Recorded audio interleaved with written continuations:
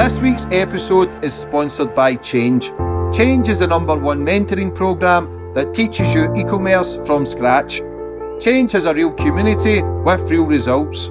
I have been working with Ryan for many years now and have attended many of his events and retreats across the world and got to meet members and the amazing community of like-minded people. Ryan works with a lot of big names in the business world, helping them build online businesses and e-commerce. Change offers personal one-on-one support, no experience needed, but like anything, this takes time and is not a get-rich-quick scheme. If you put the work in, you will get the results. E-commerce and online shopping is getting bigger and bigger. This is a great opportunity for anyone that is looking for financial freedom. For more information, go follow Ryan on Instagram at RyanJB, and he will guide you through the steps to help you get started and build a successful online business.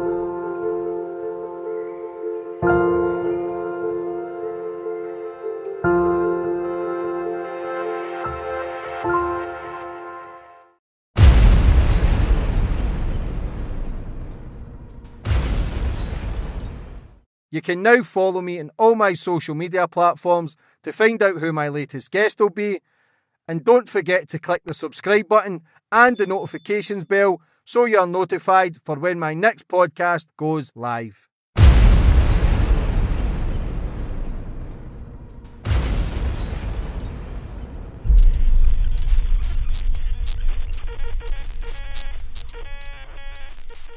And boom, we're on. Okay. And today's guest, we've got David Bickford. David, how are we? Thank you very much indeed for having me, James. Very good. Thanks. And you? Yeah, really good. Thank you. First and foremost, thanks for coming on the show. Very interesting topics. You worked with MI5, MI6, with the intelligence. You've also a book author, very outspoken about certain things in the world that needs speaking about. But yeah, it's good to have you on. It gives people a different spin of it and a different understanding of the importance of what actually goes on kind of underground in the world, and you've lived it firsthand, basically. Yeah. No, thanks very much for having me, James. Yeah. No, I was legal director for MI5 and 6. That was a fascinating job, yes, sure. So just before we get into everything, I always go back to the start of my guest. Yeah, but sure. I just want, so did you get clearance to speak about certain things? Yes. Yeah? Yeah. And because there's not many who do get clearance, is there? No, not at all. So you must be trusted then with the information that you have to then speak. Yeah, when I first joined the agencies, it was a time when they were going from the Cold War into terrorism. Cold War hadn't ended, but there was a different take on things, and there'd been some problems with the Peter Wright book that had been written illegally, and they tried to stop it and couldn't. And they decided that perhaps they needed a proper legal department, plus the ability for the agencies to talk to the press. So my first job there, apart from being the lawyer, was to be the liaison with the media. So I was able to talk to the media, got into this sort of habit of talking about the things I could talk about and not about the things I couldn't. And therefore I've been trusted since then to talk on the basis that I won't say things that I shouldn't. You must be very well trusted then, because normally people speak out of school, but again, in that sort of environment, I'd imagine it would be cutthroat. I know it's a bit cringe for a man who's lived it, but you see your James Bonds and stuff, MI6 people, it's fascinating for people that sort of, obviously that's fiction, but you know, the MI5, MI6, nobody really ever knows what's going on. But again, before we get into everything, though, I always like to go back to the start of my guest, David, get a bit of understanding about you, sure. Where you grew up and how it all began. Yes, right. Well, I think it sort of started exciting because I was born between two air raids in the war. My mother said the first brought me on and the second finished me off. And my father was abroad in Ceylon during the war. He operated against Japanese. When he came back, he set up an airline to South America with a friend of his in the RAF. And so my first trip to Brazil was when I was aged 6. I was put into boarding school. Obviously, the parents lived abroad. That was exciting. Converted bomber across the South Atlantic, which in those days was quite a good trip. and spent a lot of time, summer holidays, going out to see my parents there, a boarding school in England, which was absolute bliss because no parental authority, so one was totally independent and wild. Sort of set one up for MI5 and MI6. Yeah, so you had a pretty good upbringing then, pretty adventurous. Yes, indeed. Yeah, it was tremendous. And also meeting kids one own age out in South America, Brazil, Chile, Argentina. It gave one a very early good scope on other people in the world, how they lived. And it was a very exciting childhood. I used to live with my grandparents. They were out in a lone rectory out in the countryside in Huntingdon. And there were some Latvian refugees there, so one got to know them. They were great fun. We used to roam the fields with an Afghan hound and a cat. Mm-hmm. So, yes, very free childhood. Was Dad around a lot? Was he around a lot? Or I saw him during summer holidays. Was that it? He's brilliant. I mean, both my parents are absolutely brilliant. Never had any problems. They were wonderful, and they let me free, which I think is very important as a child. Because obviously, with not having the parents around there, people's life can go totally different. And I always speak about this, but the majority of people who get involved in crime come from the broken home. And it's not as if your parents abandoned you, but they weren't there where you've got the fun kind of discipline from your father and the loving energy from your mother. Did it affect you in any way growing up? Or did you just feel free and alive because you travelled the world, had good grandparents? Yeah. Were you a good kid then? No. No? I was usually in trouble at school. But we had an interesting system at boarding school. What boarding school? I was boarding school in Huntingdon and then downside boarding school in Somerset.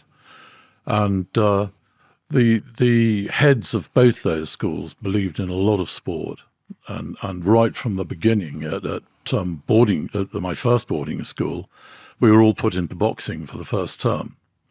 And that was very carefully managed because those kids who didn't like it weren't pushed to it. The other kids who seemed to get on with it were taken on and taught boxing. And I think in a sense that teaches you two things. First of all, how to look after yourself. And second, if you've got an opponent that one might be being beaten up oneself, which happens quite frequently. But if you're in a position where you're stronger than your opponent, you also have to start thinking, well, do I really want to take this guy out? There's no point to it. So it also teaches you a balance in life that I think that has stayed with me ever since.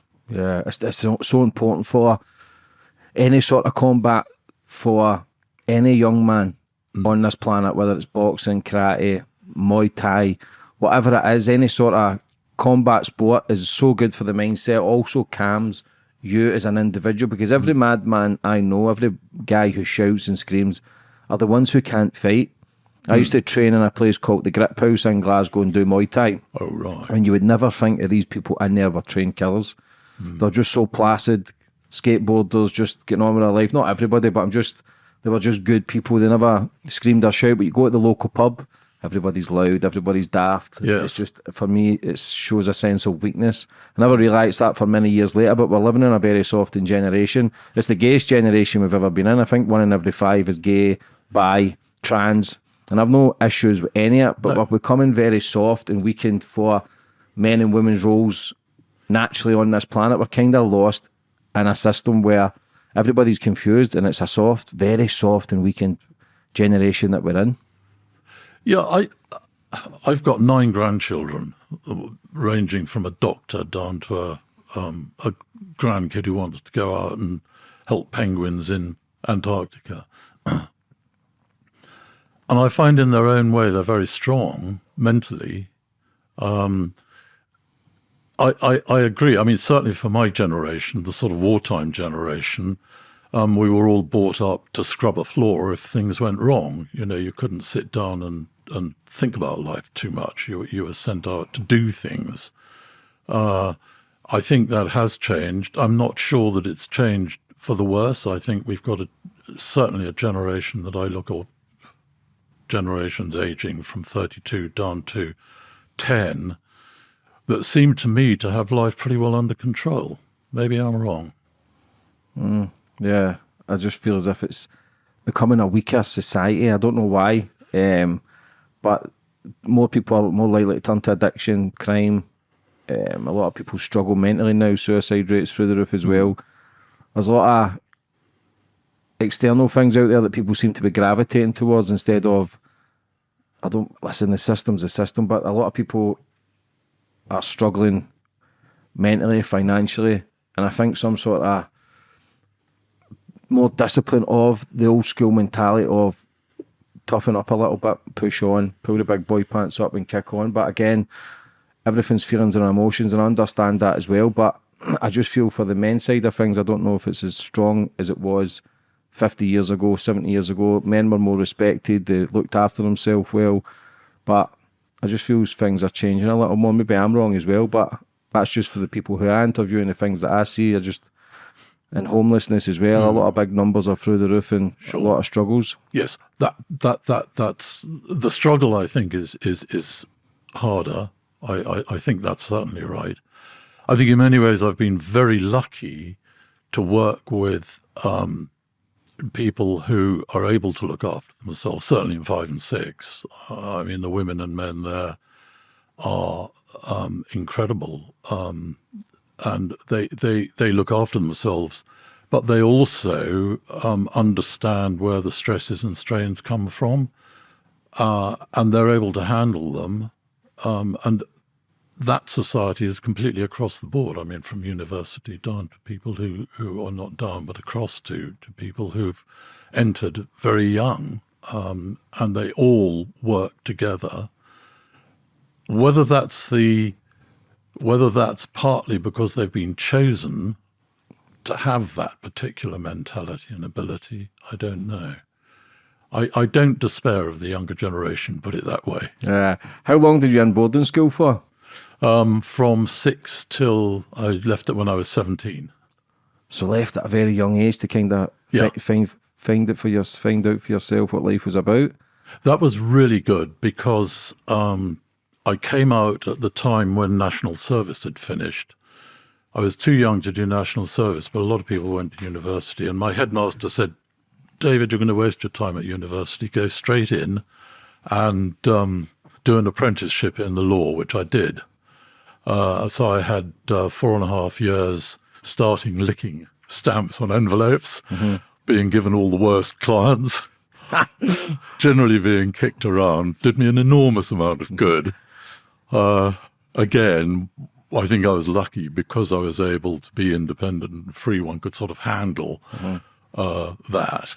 Did everybody else had that mindset though, David, at the boarding school, where it was kind of get on with it and find for yourself, basically? Yes. Did everybody have that? Was it because there was more discipline, or like you say, there was a bit more freedom, but was a lot of discipline of this is your structure, this is your plan, this is your daily routine? There was more routine to your life where it gave you more purpose? Yes. Do you think that's important? I think that's very important. What about national service? Do you think that should come back?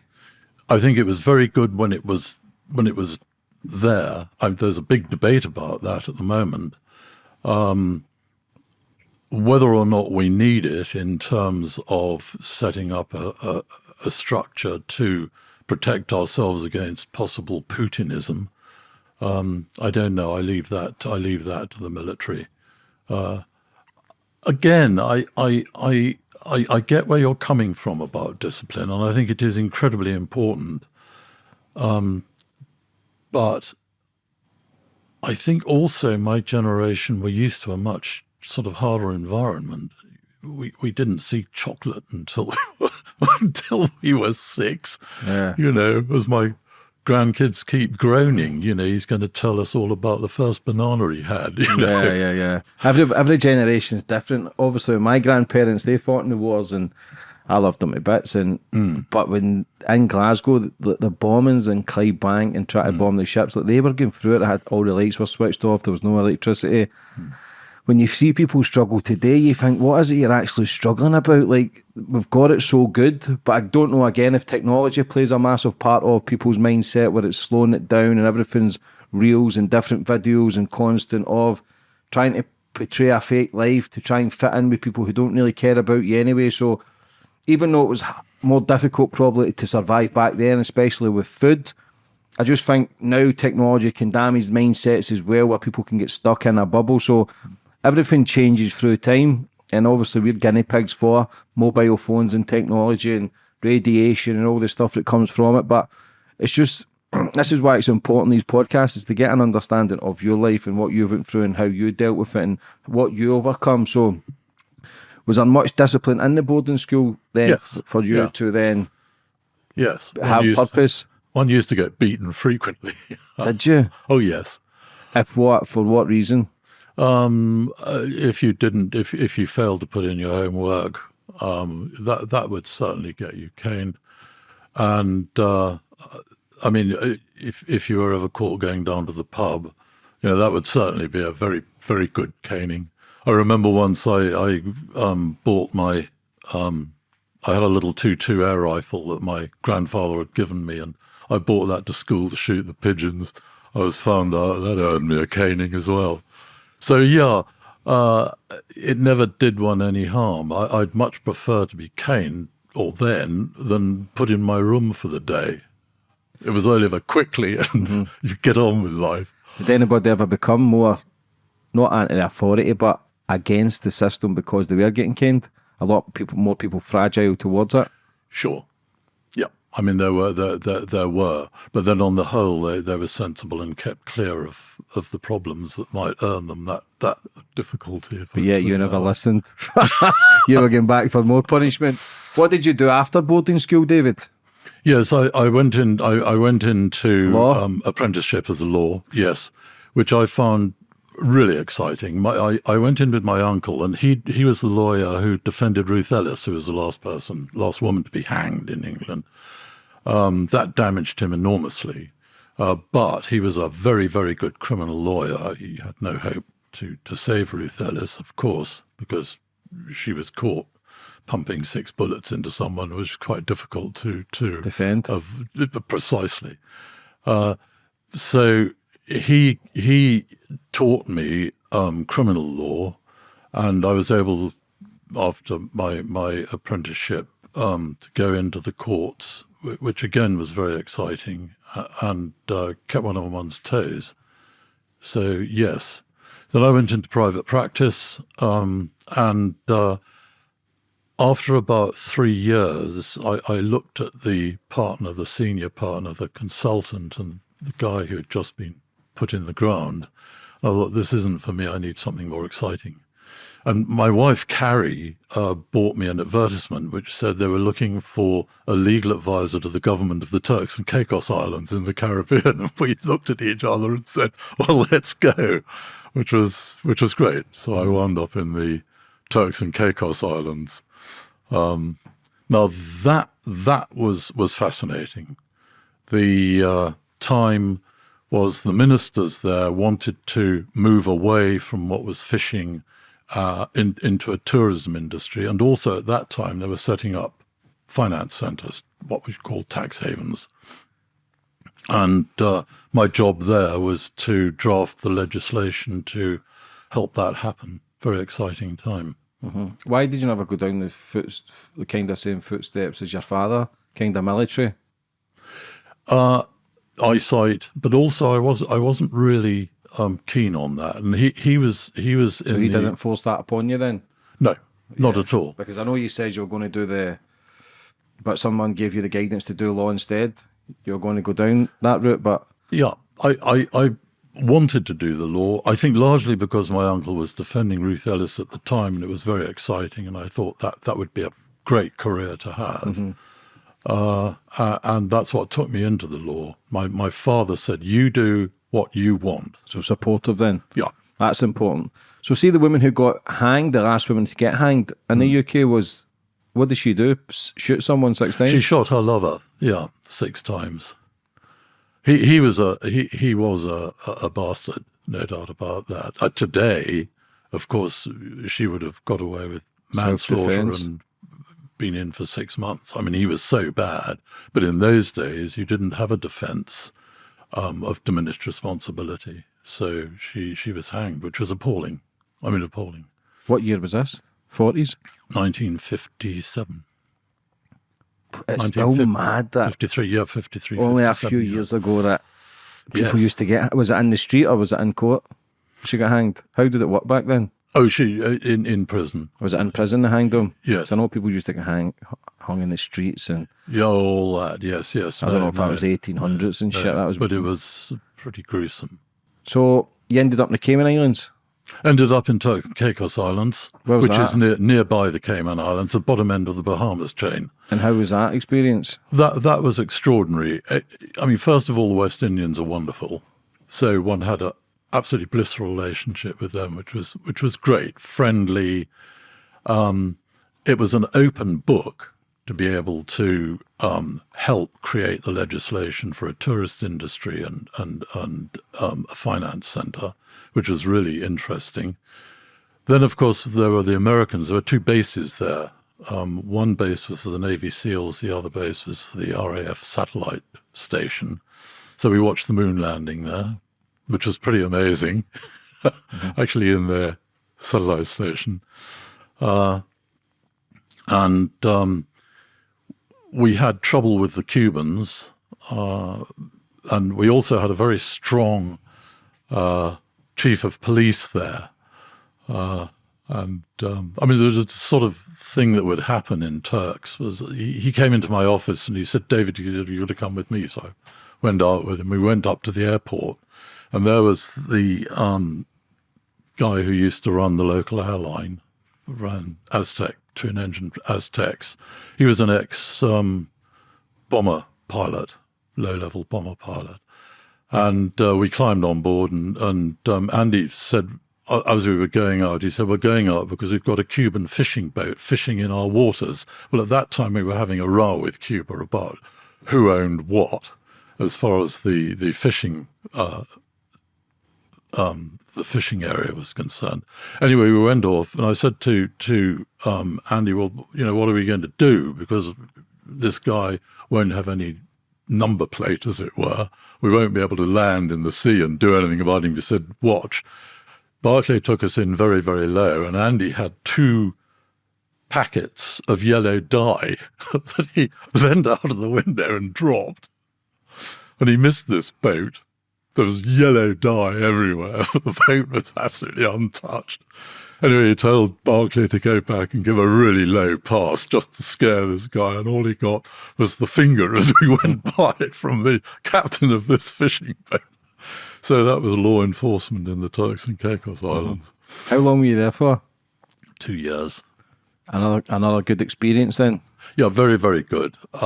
Huge learning curve to learn how to draft legislation for a start, how to convert the minister's wishes into law so that they got what they wanted, and also to try and write in protections that meant the tax haven wasn't going to be used for criminal purposes.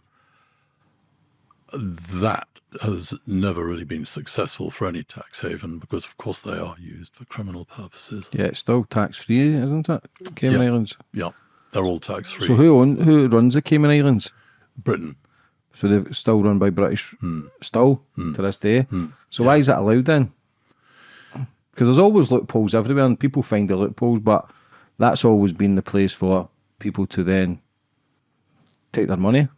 Yes. It's a very good point. The islands themselves aren't self-sufficient, so they need tourism and they need to be a financial offshore. There's nothing wrong with being a financial offshore because that enables corporations to deal with their, or international corporations to deal with their economy sensibly and on an even keel. The problem is, how do you stop money launderers, criminals, organized criminals, terrorists using these islands?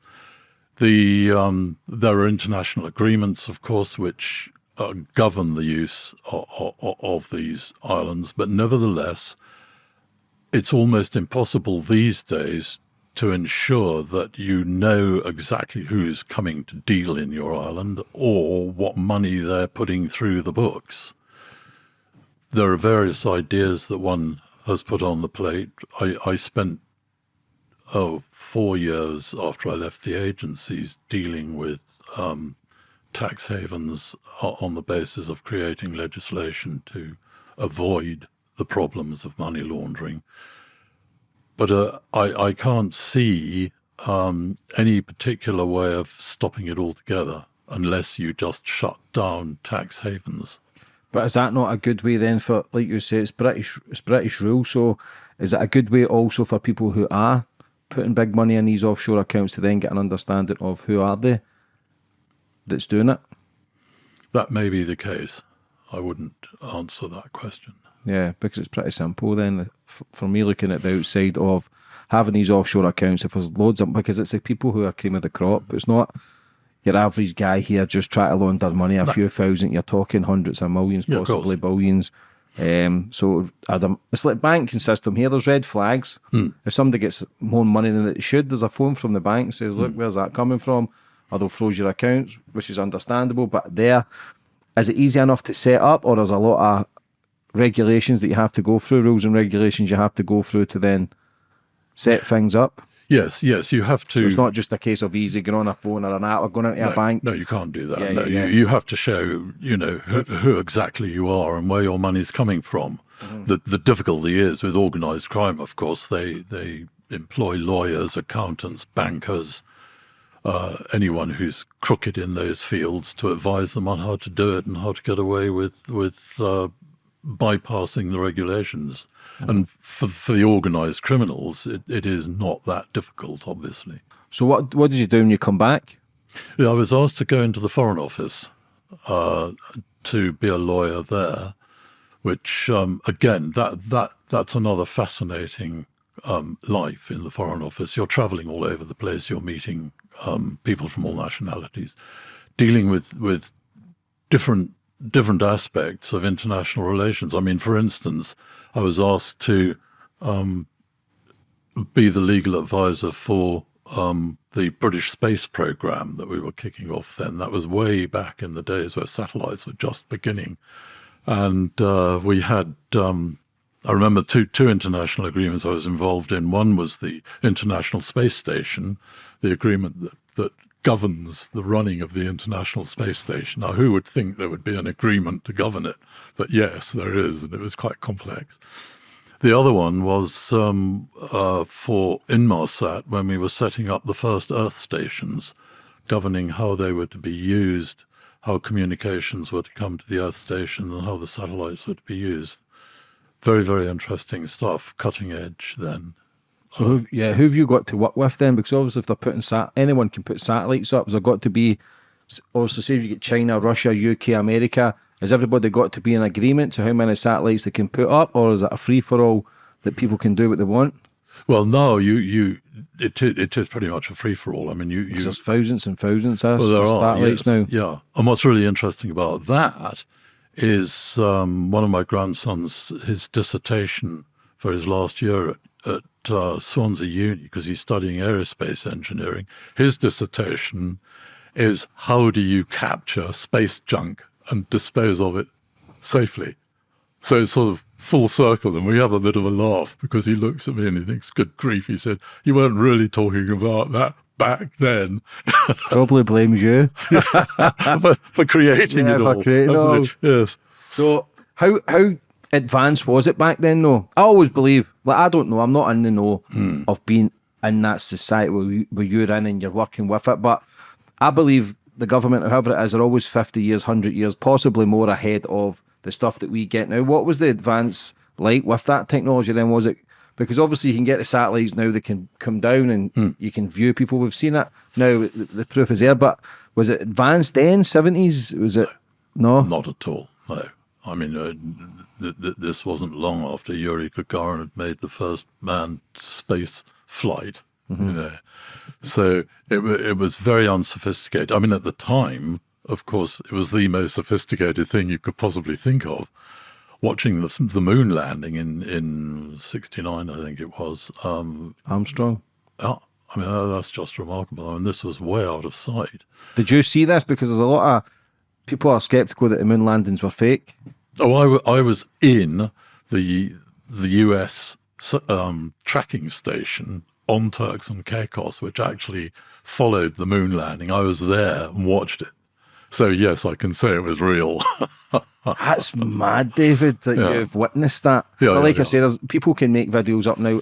Again, I'll stay open-minded to everything because I've never seen it with my own eyes, so I'll always be sceptical. Sure. Like I say, I can never discredit anybody, or I can never be 100% proof because I've never seen those things. But it's still intriguing. I would love to think the moon landings were real. I'd love to think they were bouncing about in space in the late 60s. And obviously with the technology now, I think our mobile phones have more technology in it than the spacecrafts that actually went to the moon. Yeah. What were you thinking then when you seen someone on the moon? I was thinking this is just unreal. I mean, it was sheer excitement. I mean, the excitement in that room, you know, in the tracking station was immense. I mean, the Americans were just cock-a-hoot. It was a huge achievement for them. It was very exciting. Yeah. Why have they never sent anybody back? I really don't know. I think I think that they found that very, very difficult. I mean, the cost is just immense. And if one looks at the cost of what went into that then, I mean, people would cavil at that now. Mm-hmm. Because I know Musk is trying to get people to Mars. Do you think that's a possibility? Oh, Carrie and I have booked our place to Mars because we reckon that if Mars is populated, they're going to need built-in grandparents. You've got the technology and the know anyway how to make it last. What about, I know it's a bit of out there question, but what about UFOs, intelligence out there? Do you believe there's other species out there? There may very well be. I mean, I don't believe in UFOs. I've never seen anything that's convinced me. A bit like you, I'd need to actually see it before I believed it. Whether or not there's life out there, there may very well be. There's no reason why there shouldn't be. Life puzzles me, if I'm honest, David. The anatomy, the brain, the central nervous system, the creator of how we're sitting here and there's cameras and how it happens at this time. It just, if I think about it too much, my mind can go. Yeah, then sure. Sometimes I think as humans we can search too much and forget to actually just live. Yeah. Because life is a beautiful journey. It's also very destructive as well. Obviously, we'll touch on that in the interview, but it puzzles me, life. It puzzles me how it's, why we're here, how we're here, who created us. Yes.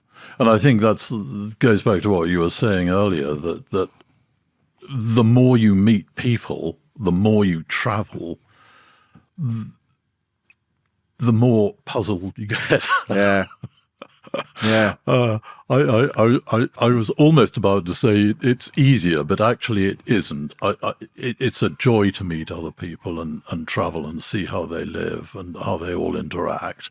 Mm-hmm. But what I think is the puzzle is how we manage to do it. And in fact, if you look at the way we live, although we've got major troubles at the moment, in fact, on the whole, we get on pretty well. Humans are decent people. Yes. We are decent people. Like, absolutely. If there's a catastrophe or whatever, people, human beings' first instinct is to go and help. Like, we are good people. We can get caught up in a society of, listen, you get beat up at school by the teachers and stuff. That could send you in a different outlook in life. Like, some students, I'd imagine it would. Like, I've been speaking about this recently, but that you had the alcoholic father, you had twins. One became an alcoholic like his father, another one couldn't even look at a drink because he didn't want to be like his father. Yes. So it's everybody's got choices of, you never know what your circumstances of your upbringing either can really make you as a child, make or break you, but it just puzzles me, life. It genuinely, because I speak to so many different people and it puzzles me because you talk about meeting all these people and you go into all these everything's tribalism. So when you get into all these different tribes and cultures, it's amazing how all these people look different, they speak different, they dance different, Yes. they're more welcoming, they're other people. It's just how everybody's traits are different. Why do you ever think everybody can never just go on in life? Because we are all the same when you break it all down as Yes. humans. Yes, I think genetics has obviously got a lot to do with how you act.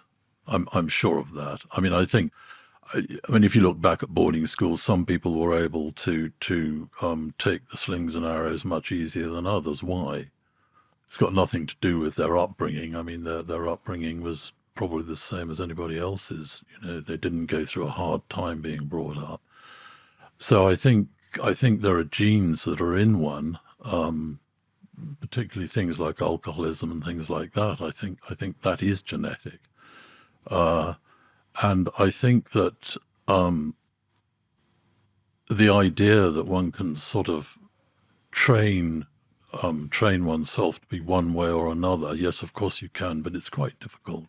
Yeah, do you believe in genetics, DNA, things can get passed down of Yes, I do. the same as the grandparents, the uncles? Because you've got instinct, you have got warriors out here, you have got leaders, you've got these guys in big white horses and the sword and they're leading people into battle. You have got these leaders now, not so much they're leading people into battle, but they're winners. They're just ingrained, they're born to win, they're born to lead. Did you see that as well in your upbringing, the people you were surrounded with? You just knew that they were just born to lead? Yes. Yeah. Did you see that, feel that? Sure, certainly you did, and I think that's certainly true of the agencies too. I mean, these people are born to go into dangerous situations, to handle those situations, come out even-minded, balanced, which is hugely important in the agencies, keep their integrity, which is equally important. And yes, and in a sense, the agencies look out for those qualities or attributes specifically to make sure that when people are put into the agencies, that those attributes come to the fore. See, when you're in the Cayman Islands and you're working all this stuff and then you're seeing the moon landings, did you realise then, okay, this is what your life is about and that's what you wanted to do? No, I always wanted to be a lawyer. Still?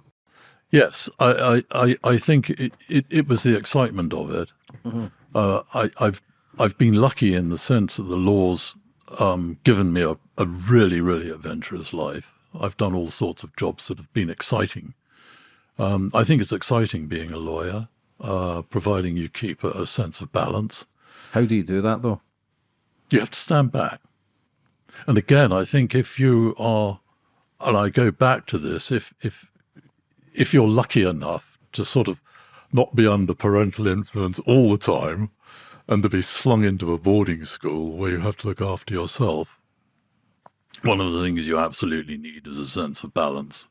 Because I know I've had like QCs on and lawyers and they never really seem to switch off. The one when they're working, they go home with their work. It's always non-stop and they just love the craft and the job and that sense of, listen, it's a sense of power as well. You've got someone's life in your hands. Did you feel that? No, I never felt that, because I think if one allows oneself to think that, you become unbalanced.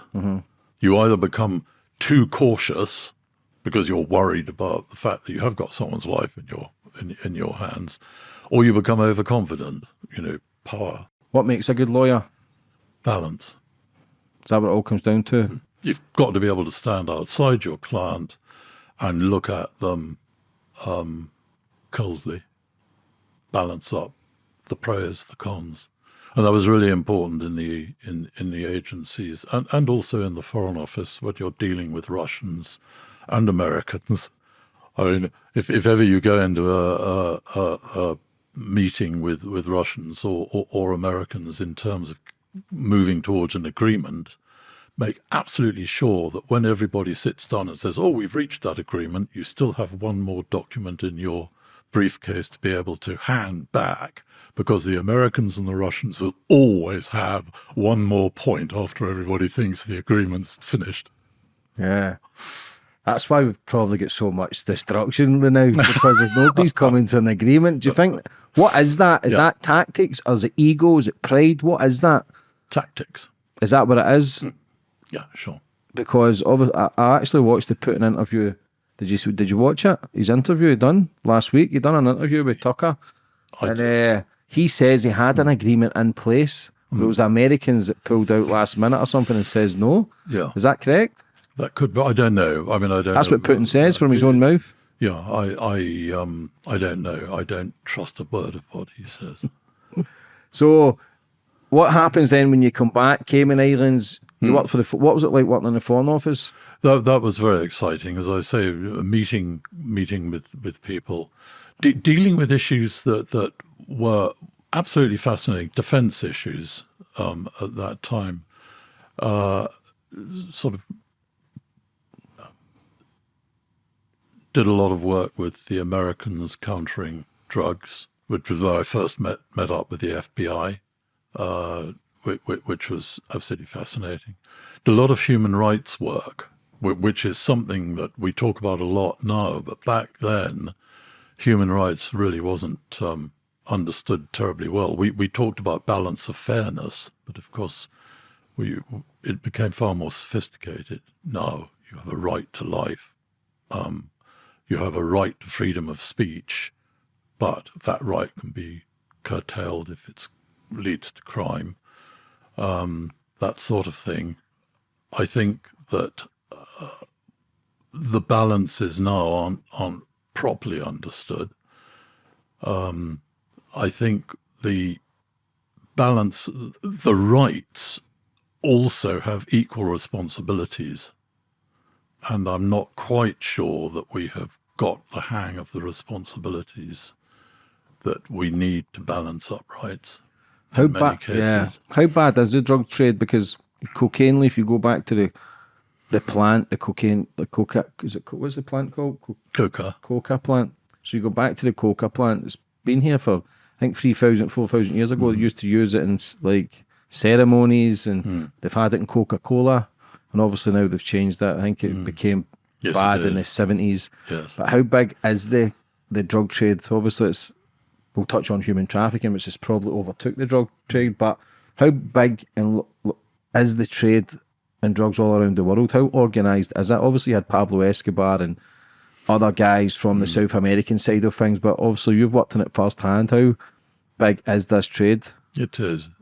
The interesting thing recently is because the program of eradication of drugs in Colombia and places like that, of the coca leaf, was stopped.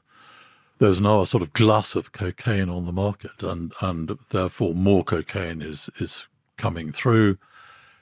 The interesting thing I've heard is that certainly the younger generation aren't particularly keen on drugs. The younger generation, I think the biggest users are sort of 20s to 30s, for social recreation, for cocaine. Yeah. The price of cocaine has gone right down recently because of the glut.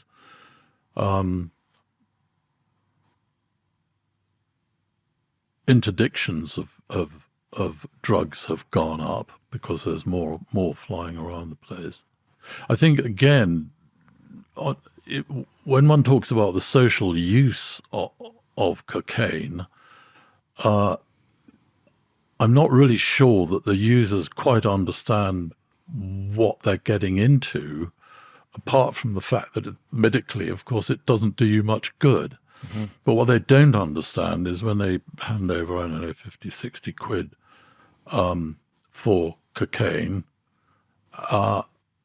that 50 or 60 quid is going straight into the pockets of an organised crime organisation.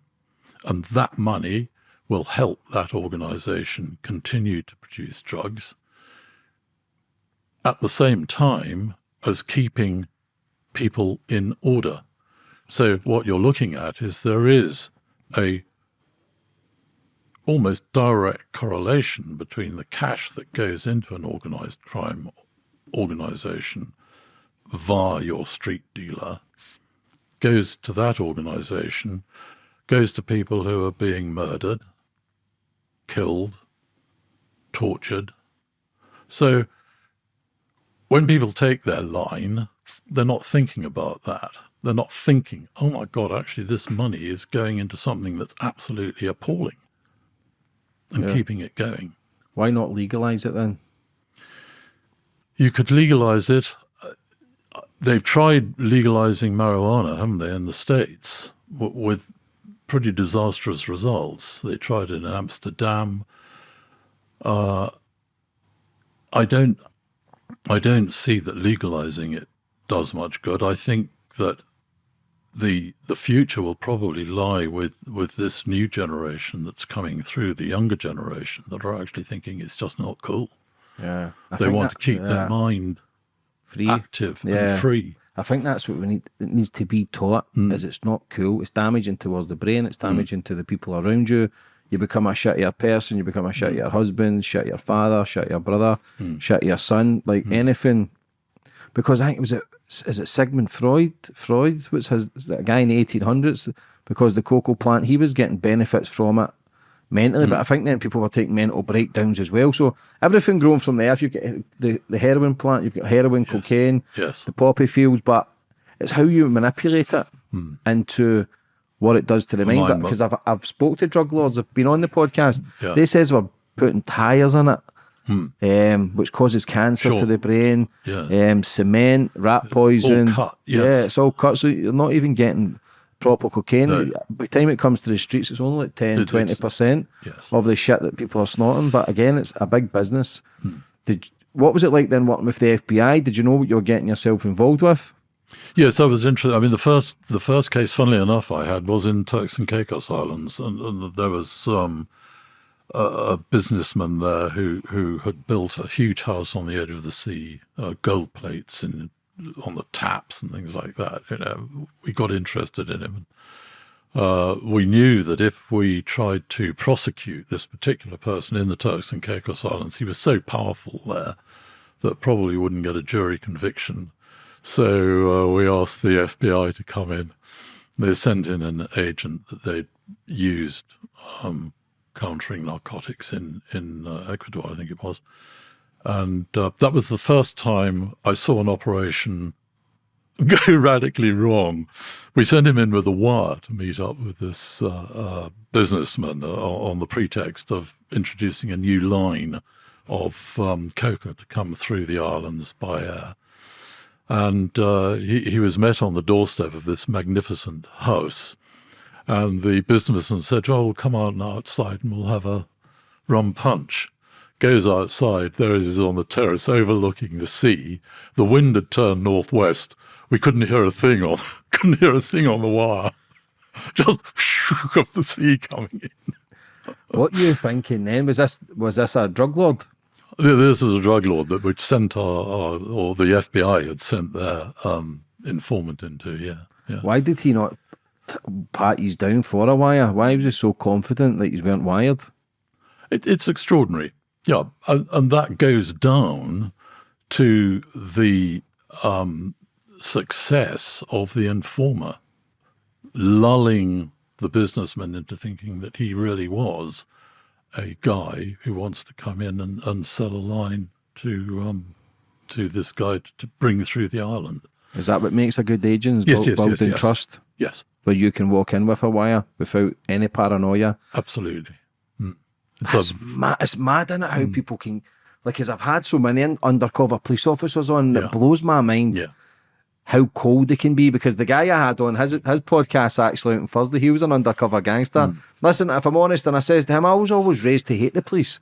Because all my uncles, they were all dodgy bastards. Right, do you know what I mean? So they're always... Yes, we did hate them because they were out to get them, but you grew up to hate them. But then, obviously, you realise the job that they do is unbelievable. The stuff that they see every day from the deaths and it's a negative job, and they've seen a lot of pain. And I've nothing but respect for them for what they do now. It's took me many years to actually realise what these people do in their life and the sacrifices that they have to do to try and keep the world in running order. Of course we need laws, or else it would be a free-for-all out there, because people are scatty. But he went undercover as a gangster, befriended this guy for 2 years, and it was just about to pull the plug on the guy, and the guy asked him to be the godfather of his son. Like, that's some dark shit to pretend to. It's like getting a bad wife who's just fucked you for your money, and it's just pulled the wool over your eyes for years, and you believed all her shit. But I feel as if for a man it would be harder to feel that you had a brother and then to find out it was all an act. It must be difficult, because I remember watching the movie Donnie Brasco. I don't know how real it was, but you've got to be some cold bastard as well to then do that life. Because at any sort of blowing your cover, you're dead. You're not working with some two-bob arsehole who's on the streets. You're working with the cream of the crop who kill for fun. Like, were you nervous going into that job? Well, I was, because being a lawyer, I wasn't actually, I went on to an operation in order to find out how they operated in Northern Ireland once, but it wasn't my job to go out on operations, because there again, you can get skewed. You've got to stand back. But obviously, one, as a lawyer in 5 and 6, one was involved in operations in order to keep them legal, which is a curious thing to have to say, but yes, because if you're operating against people, it had to be necessary to do it and proportionate. You know, what you were doing was proportionate. Never ceased to impress me, and one felt incredibly privileged working with these agents, men and women, officers who went out meeting these incredibly bad people, winning them over, winning their confidence, getting the information that was necessary. Yeah, very impressive people indeed. So see, when you're the lawyer behind the scenes, have you got to brief them for what to say and where they've got to be? Because obviously there's a lot of red tape and certain areas they can be in, certain areas they can gather information and evidence. Did you have to go through everything where they could travel, where they could be? Like, so obviously if you're British, you can't really go to America unless you've got clearance to then. There's all that sort of stuff. If you've got to go through everything, because if they go to court and there's one thing I missed, they could get the court case throughout. So have you got to be specific on certain things that they can do and be when they're on a job? Incredibly difficult too. And there again, one was always impressed about how they worked under those conditions, because one of the problems in bringing a case to court, and that if one really wants to get to the end game, that's what it's all about, trying to bring people to court. I mean, okay, fine, there are different aspects these days in terms of drones and all the rest of it, but the objective would be to get the criminals into court and prosecute them. You're now dealing with intelligence which is secret, and you're then having to translate that secret intelligence into open evidence in open court. Now, that's quite a tricky business, because what you have to do is to anticipate what evidence you can get into court that the defence, isn't going to challenge, so it's got to be good evidence leading to a prosecution, leading to a successful result. Second, you have to make sure that there's nothing that you're hiding that might help the defence. So when you're planning an operation, you have to plan it so not only do you get the information to convict, but also you're not getting information that would be useful to the defence, that could open up a whole line of inquiry to them that would help them into another operation. Very, very difficult, very tricky.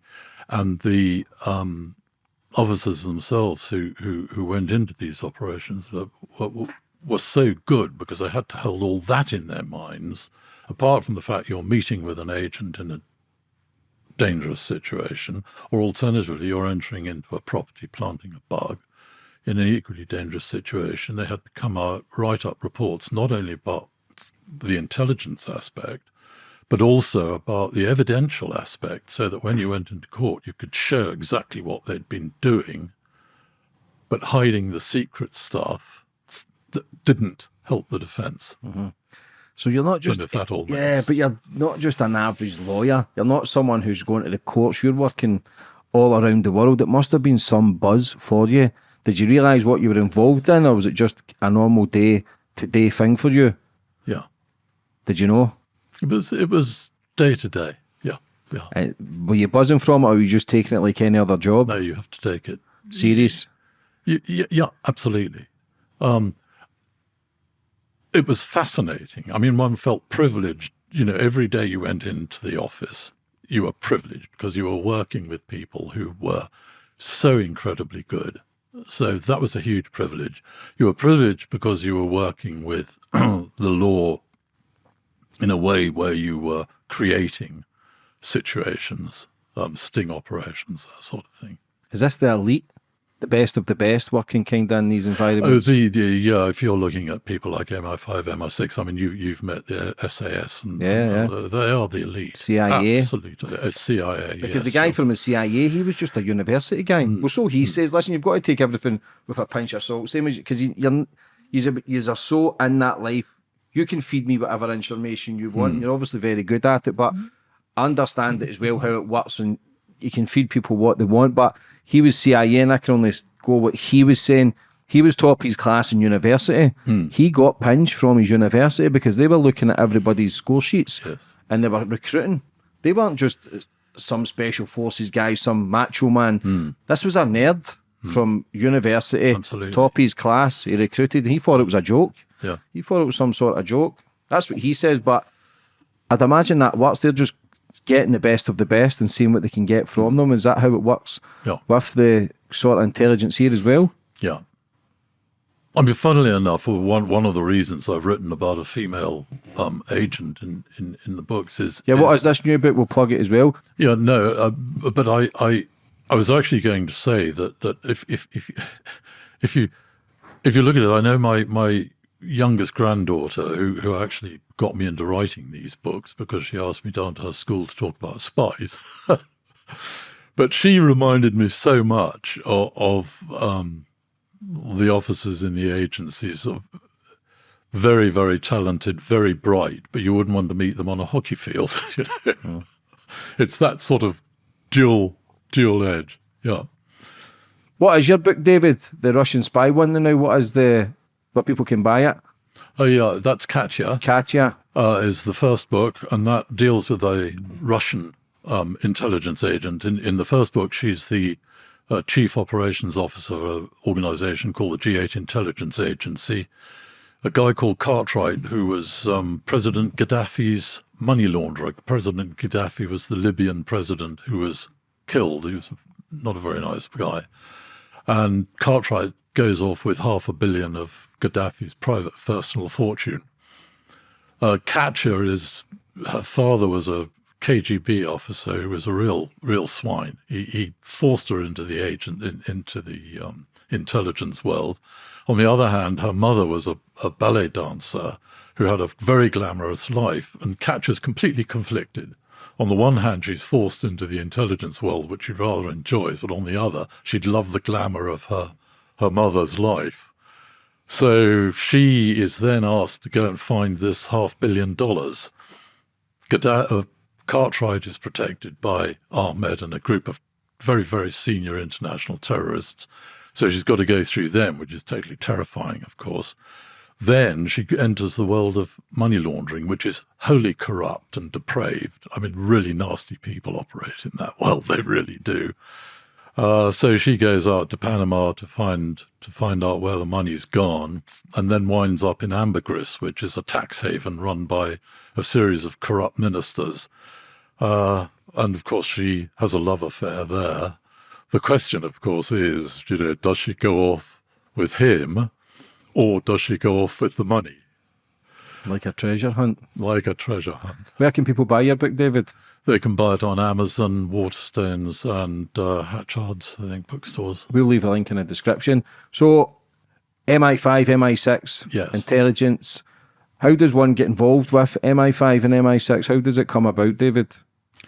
Yeah, nowadays it's you can apply. It's all on the website. If you're interested in the agencies, you apply. They advertise for officers.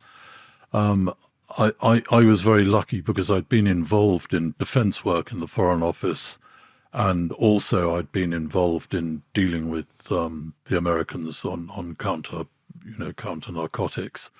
And as I said earlier, there was a sea change in moving from the Cold War to counterterrorism, and they needed a sort of different view from the legal point of view. It needed to be more legal rather than illegal, if you see what I mean. Because you cannot prosecute terrorists unless everything's, as I said earlier, everything is straight up and down. You've got to be able to go to court and show that they are truly guilty and you're not hiding anything. So I was asked to go in and help with the change, which was very lucky. It was a perfect time to go in. Another blank sheet of paper, if you like. What's the difference between MI5 and MI6? MI5 operates within the jurisdiction. MI6 operates outside the jurisdiction or outside the country. But of course, these days, international terrorism, international organized crime, it's all international. So in a sense, there's a cover over both. And of course, they have joint organizations that operate to bring together both agencies doing their work. How powerful are they, MI5? Because obviously you've got your Russians, you've got your Americans, you've got your Chinese. How are we up there with intelligence, or is everybody kind of under the same umbrella? Is there one better than another? No, I think they're all under the same umbrella. Think so? Yeah, I do think so. Yeah, so the standard is as I said earlier, is incredibly high. So yes, they all operate together, and that doesn't exclude GCHQ either. So what's it like then being in that environment? What can you talk about? Like, how does it operate? Your daily routine? Do you get a different job every day? Are you on one for months? How does it work? Well, it can be. I mean, some people are on them for months because these are long-term investigations. So you have teams operating, obviously. And from my perspective, no day was the same because one was doing all sorts of different operations. One was dealing with legislation. One was dealing with the human rights aspects. So that was a very exciting life as a lawyer, very interesting life. Because I've interviewed enough police officers now to understand the police know everything, especially with informers, especially with all the intelligence that they've got now. MI5 is a whole different level. Like, is the whole world kind of looked upon? Is everything kind of understood? Because obviously if you've got these criminal activities and terrorism, there's a lot of intelligence know what's really going on everywhere. Or can people still fly under the radar? Because even though there's terrorism everywhere, there's not been many attacks in the UK. Is that because of how good the intelligence is, or is it just because there's only been a few terror attacks in the UK, and there shouldn't be any, of course, but with lost lives, is that because there's not happening all the time because of how good the intelligence is here? It is that is quite simply the answer. Is that how? Yeah. And if there wasn't here, sorry to interrupt, but if there was no MI5, MI6, do you think there would be terror attacks every day? Well, I wouldn't say that, but there would be a lot more. Yes, of course, without a doubt. Their tentacles stretch wide, and they are very, very good at their job. There's nothing worse. There's no worse feeling in the office if a terrorist attack gets through. I mean, it is, that really is a downing time. People feel dreadful that something's got through that perhaps they should have seen or could have seen. But if you look at it, there's a finite amount of money to support MI5 and MI6. There's a budget. And unlike James Bond, where there doesn't seem to be a budget at all, you have to work within the budget. And that literally means that you may be studying a particular target, and it's been going on for a long time. There might be something out there, might not be. Along comes another target that might be more important. You may have to give up the first target. And that's the target that might come back and bite you. Because you just don't have the money to do everything. See, I thought it would have been a free-for-all as well, where there was no money wouldn't be an issue. Of course it is, yeah. That's mad, isn't it? It is because mad. especially with the intelligence that you could get to save potentially thousands of lives, where there's not enough funding. I know the funding of the police and stuff is terrible now, and they're dropping down numbers. Could that have an effect on crime in the future with not enough funding for people to protect and serve? Yeah, I think what will happen is there will be, I mean, for instance, we don't use telephone intercept as evidence. Every other jurisdiction in the world uses telephone intercept as evidence as listening interference. Well, you can say, well, of course, nobody talks on the phone these days because they all know they might be listened into, but nevertheless they do. It's just one of those facts of life. The reason we can't use, or we don't use intelligence telephone intercept as evidence is, or has been, the cost, because you have to bring together everything that is listened to, and if you go to court, that all has to go to court and be sifted through. It costs a load of cash. I think what we may see in the future is AI will solve that problem, because it'll be able to deal with the huge amounts of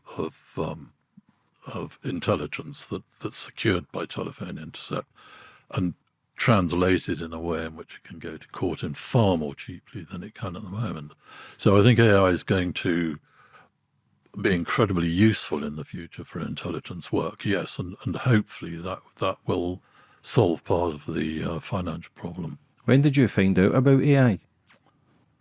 I have a friend who's working in the States very closely with the Hill on AI.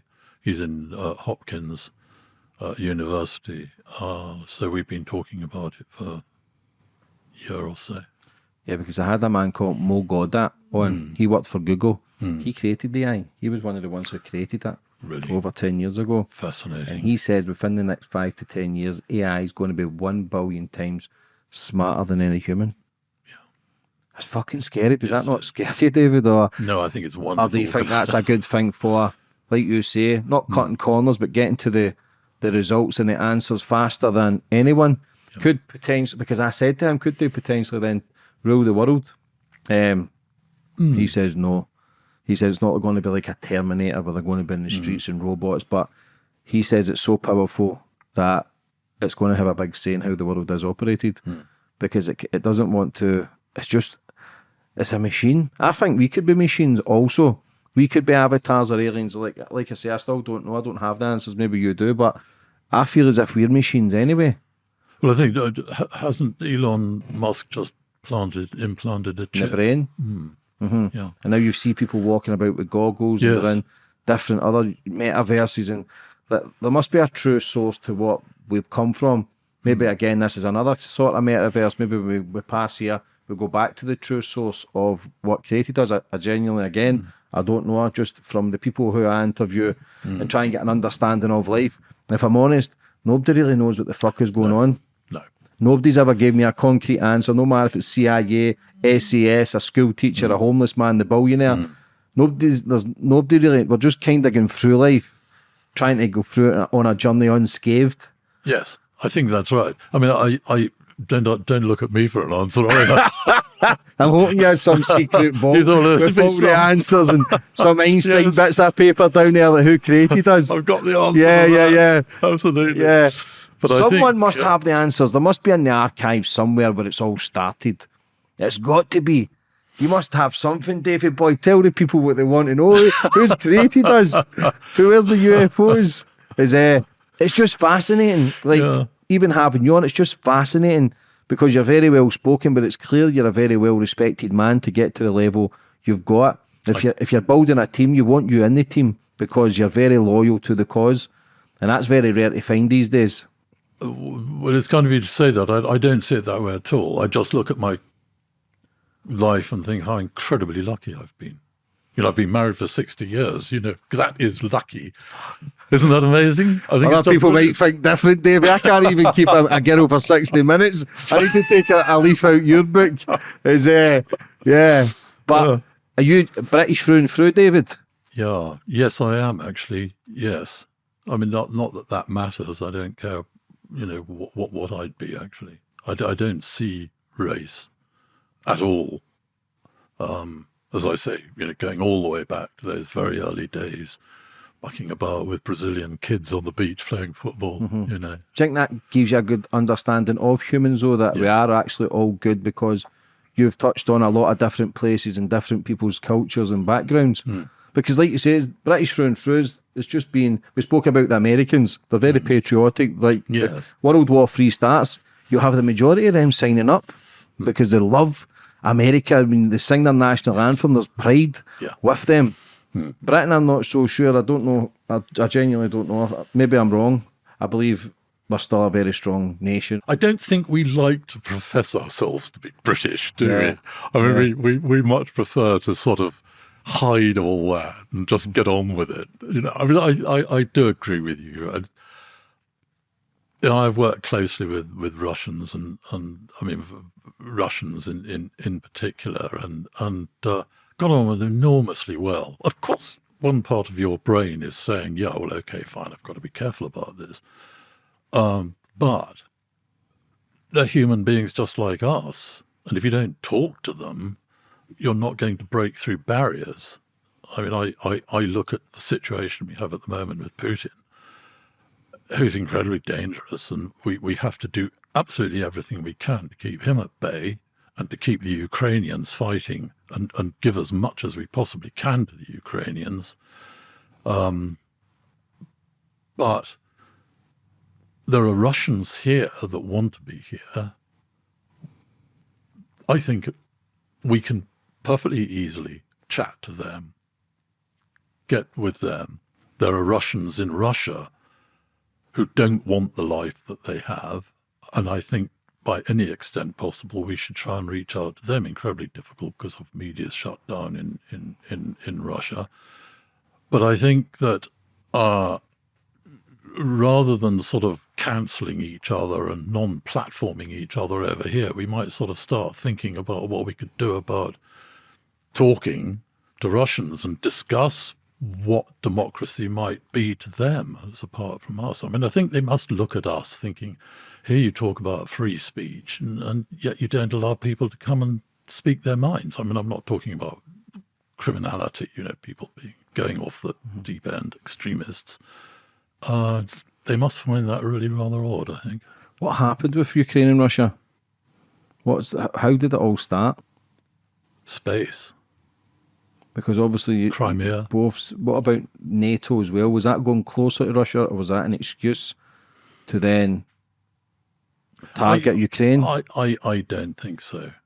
I think Putin was in deep trouble economically at home, and he wants to expand. I mean, there's no doubt about that. And this is to the glory of Imperial Russia, isn't it? I mean, he's gone back there. When you talk about expand, you're talking about Hitler trying to kind of take over the world. Is that a possibility where World War III can start?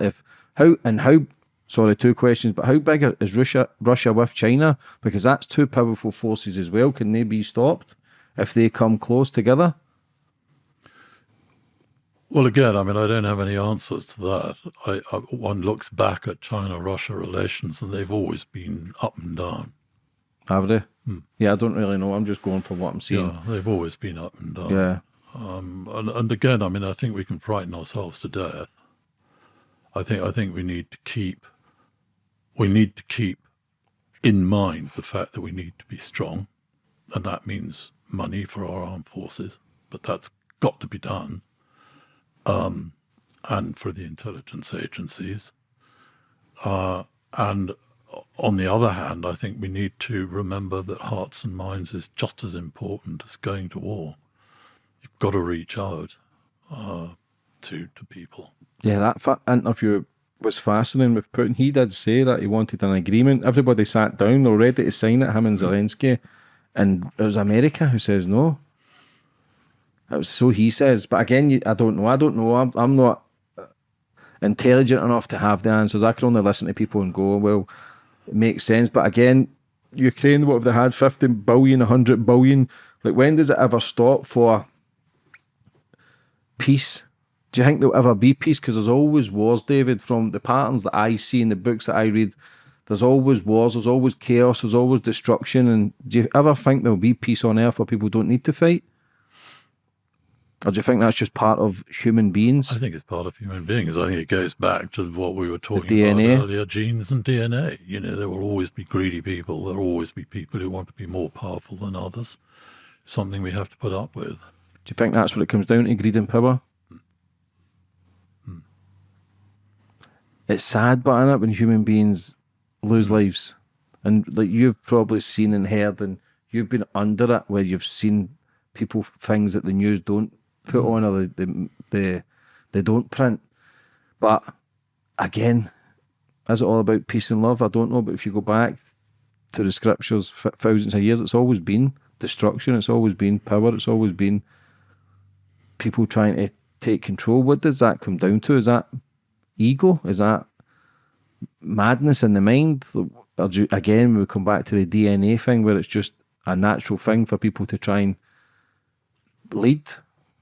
Yes, I think it comes down to thinking you are right, I am right.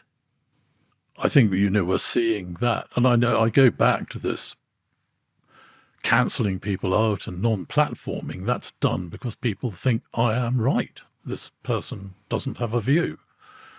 Well, that's exactly what leads to war and unhappiness. What do you think of Israel and Palestine? Incredibly difficult. I mean, if you look at the balance of rights there, Israel obviously has the right to self-defense, must do. And that's got to be looked at in the sense that Hamas, the credo of Hamas is the elimination of Israel and everybody in it. So you start from that aspect, and then from your Hamas point of view, you're looking at Israel that's creating difficulties in the West Bank, you know, trying to grab land, and their view going all the way back to the beginning that Palestine should never have been split up. I don't have any truck with terrorism because that's not a solution to anything. As far as Israel's concerned, the Hamas have a right to life, but that right to life is forfeit in circumstances where it's necessary to defend yourself, and your reaction on your actions against the terrorist are proportionate. So that's the balance that Israel have to look at. The huge difficult question these days is that armaments and things are directed at specific targets, but you do have this collateral damage, which is a horrific thing to look at. I don't know the answer, and I think the only people who would know or would be able to reach some answer are those people actually on the ground looking at what's going on from an independent perspective, UN in particular. Because unless you're on the ground and you know exactly what's going on, you can sit in an armchair and proselytize and talk about these issues, but you won't reach what I would consider a fair conclusion. Who's Britain's biggest threat? Russia. Is it? Could they? How? If they get a lot of nuclear weapons, Russia? Yes, of course. What happens if people just started? Is that a possibility, or is it a lot more where people can't just press buttons and start firing missiles? Like, could that happen, or is that far-fetched? Well, I went through the era of the Cold War, where that threat existed. I think the view that I took then, and I still take, is who really wants to set off a nuclear war when you know you're going to be wiped out yourself? So it's suicide, basically. Is there intelligence for people to see missiles coming from a distance, or can missiles fly under the radar with some special? No, you've got aeroplanes that can fly under the radar, but I don't know about missiles. Like I say, I genuinely don't know. I don't know enough about that. No. So see, when you're working MI5, MI6, like, is every day just a new day, a different day? Yes. Yeah, absolutely. I mean, you can be, you'd start off with a wash-up with the lawyers, working out what they're doing and getting their advice as to what might happen, or talking through cases, talking through legislation, talking through the balance of rights, and you might be off to talk to a team of officers about a particular operation, how it might be working out, and trying to help them out. Then you might be going off to one of the departments, Home Office or Foreign Office, to talk about working out how to create legislation for some particular aspect, for instance, running informants, which is very, very tightly controlled. Then off to the Director of Public Prosecutions to talk about a prosecution that might be going on. Yes, I mean, it was varied and interesting. See, if there's no intelligence like MI5, MI6, CIA, do you think the world would have been more turmoil than what it is? Yes, of course. Yeah. How important is it to have intelligence around the world? I think it's absolutely vital. One has to know, as far as one possibly can, what the bad people are doing.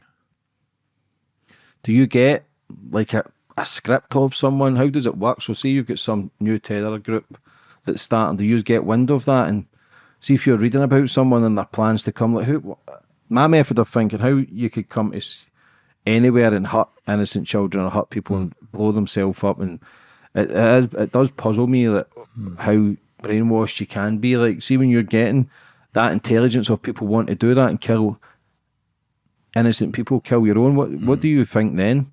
Does that make you sad to the world, or is it just a case of you try and be cold towards it, and like you say, is to find the balance of you're just doing a job, because then you've got grandkids, you've got kids. Yeah. They become, anybody that hurts my kids, I know I would die for them, I would kill for them. It's not big man talk, it's just natural, but as any father or any man should be a protector. But see, when you're gathering that information of people wanting to hurt your own, how do you deal with that?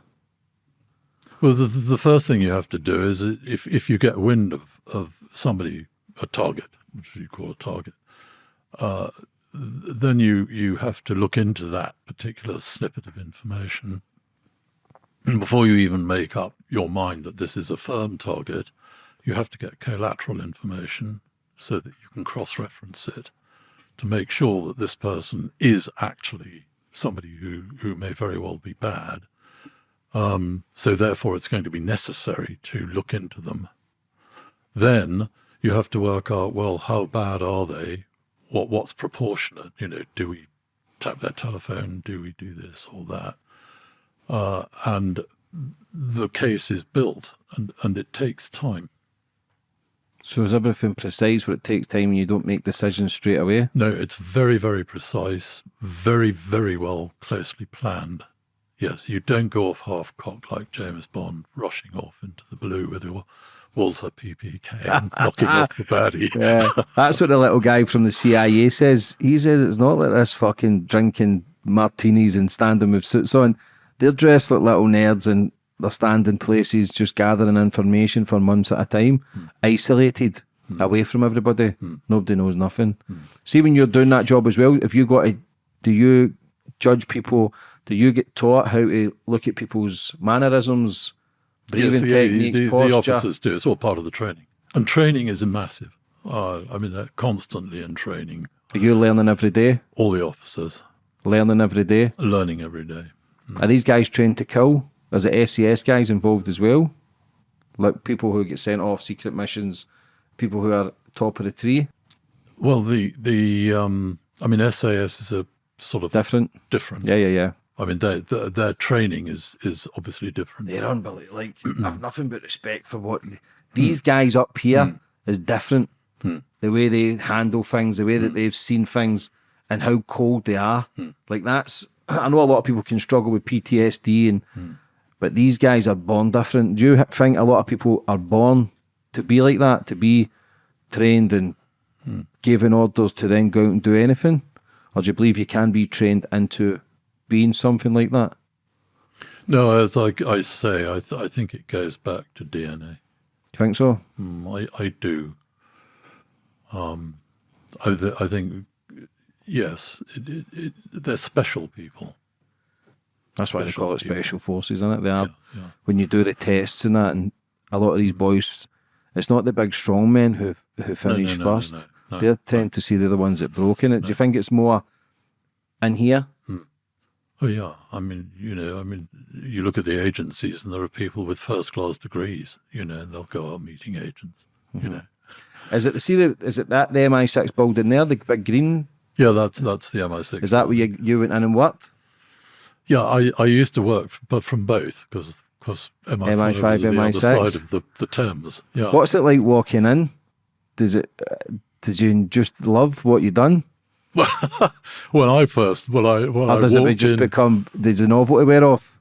when MI5 set up their building across the Thames, because it was a new building, we used to work in another building, and I went in for the first time, and they had the new security cubicles. You walk in, and the door closes behind you and won't open up until you're let through. And it wouldn't open up. I said, why didn't it open up? They said, you're too heavy. So they slightly recalibrated that. Because you're about 6'3", height? Yes, I was 6'3", yeah. You shrunk with old I age. shrank with my age. Is there a lot of stuff that we don't see on the news and in newspapers that we don't hear, that a lot of these people stop, the intelligence that you never hear about? Of course. You see absolute minimum amount. Do you look at the average person, guy like myself, or people who just walk about the street who are oblivious and sometimes maybe envious because they don't actually know what's going on, or do you just think, okay, that was just the job that you took on? I think I'm unimaginative. Doesn't strike me Face like you. that at all. No.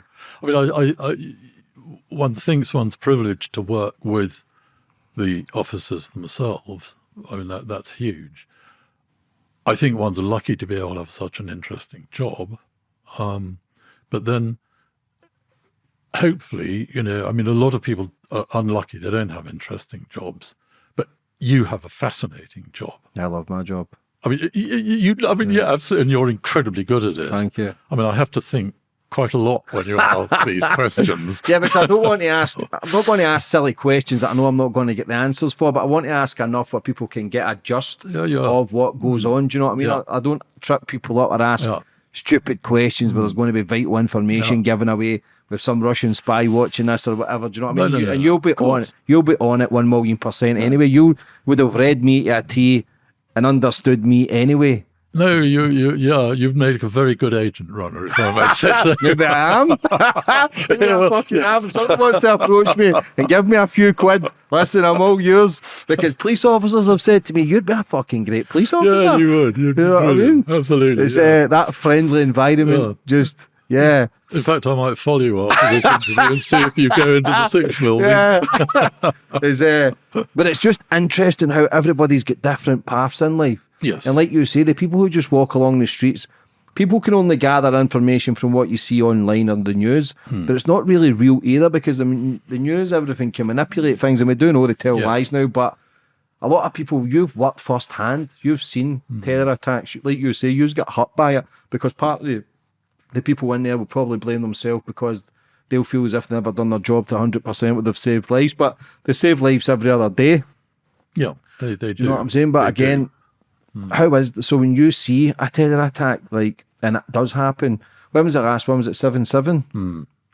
For the big one. Yeah, and Oh, it's Manchester. Manchester. Oh yeah, and they try to do Glasgow. The cunts. Yeah. Fucking try to do Glasgow Airport. Yes. And you see the people affected, not only the people who have been killed and injured, but, the families. Yeah. And as I said earlier, there's a pretty desperate feeling in the agencies at that time, How is the feeling now? Because when I'm in London, there's always a feeling of unease here.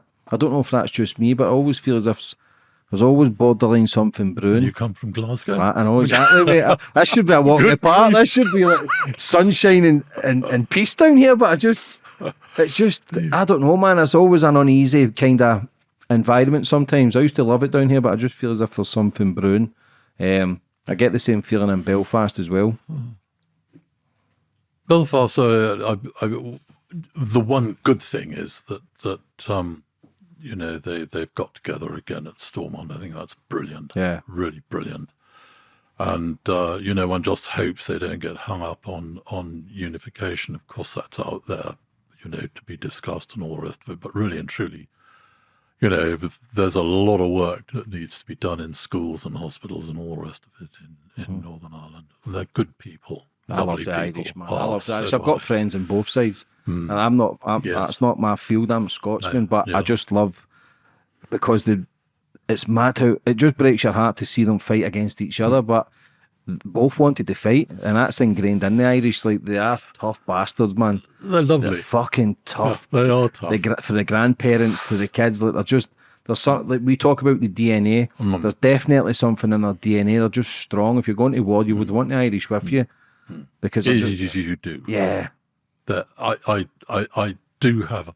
Gosh, I love the Irish. Yes. yeah. Yes. I don't understand a fucking word they say. They probably say the same about me, but there's just something about them. There's they're wired different. Yeah, but they get on with life too. Yeah. I think they've got a massive future, whether together or apart. That's up to them. Yeah, hopefully everything stays peaceful there. So, so seeing you're in that job, then, like, I know we'll touch on human trafficking now. How big is human trafficking? People say now it's took over the drug trade. I don't know in terms of that statistic, but it is huge, of course, and there's so much money to be made out of it, and underneath the human trafficking, there's all the rest of it. Prostitution and child trafficking and all the rest of it. It's pretty horrific. Harvesting their organs. So how, as a father yourself and grandfather, like, how was it bad 70s, 80s? Because it just seems to be more popular now. No.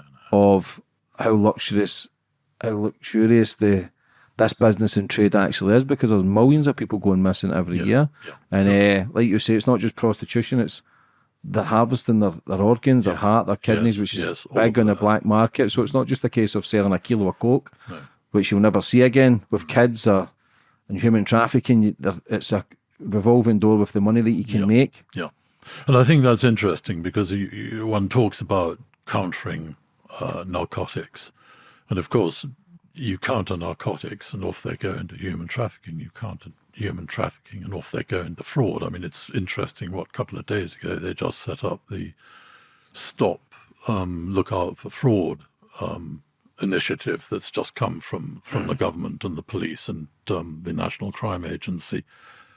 That now costs the UK people about 8 billion a year. Just fraud online. So therefore we've had to move to counter that in a big way. It's the same with trafficking. The world, because we no longer have barriers, and we have these things called boundaries or between states, but, really forget it. Everything is on the internet now. Your major crimes on the internet. Boundaries are porous. People can get through them quite easily. And that is just great for crime, great for criminals. And certainly since Eastern Europe was let loose, the breakup of the Soviet Empire, I think there's been a big increase in crime from there.